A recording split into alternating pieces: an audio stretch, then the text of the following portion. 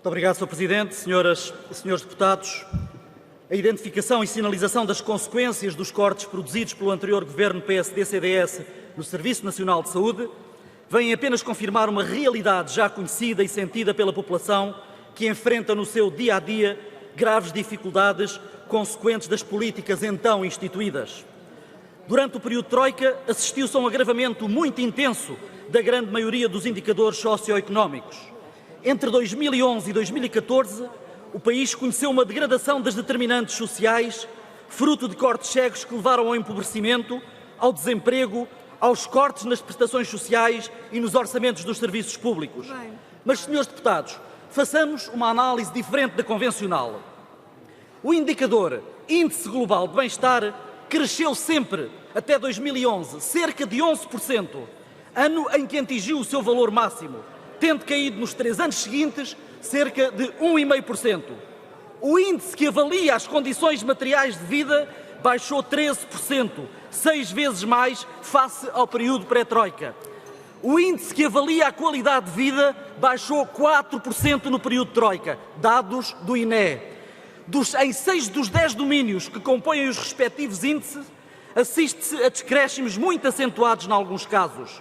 Os domínios que avaliam o bem-estar económico, a vulnerabilidade económica, a saúde, o balanço vida-trabalho, as relações sociais e bem-estar, que tinham crescido 12% no período pré-Troika, desceram 2% no período Troika.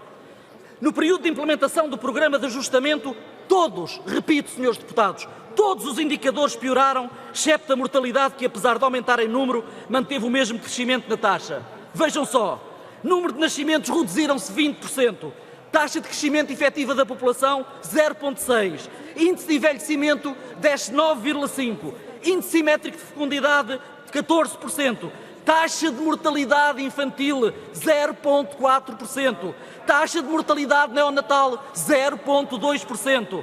Em 2014 foi o ano em que as taxas de mortalidade infantil, fetal e neonatal conheceram os resultados mais negativos de sempre. Senhores deputados, em 2015, quase 40% dos portugueses não conseguia fazer face às despesas de saúde do seu agregado familiar. 1 em cada 5 portugueses deixou de ir ao médico por motivos económicos ou financeiros.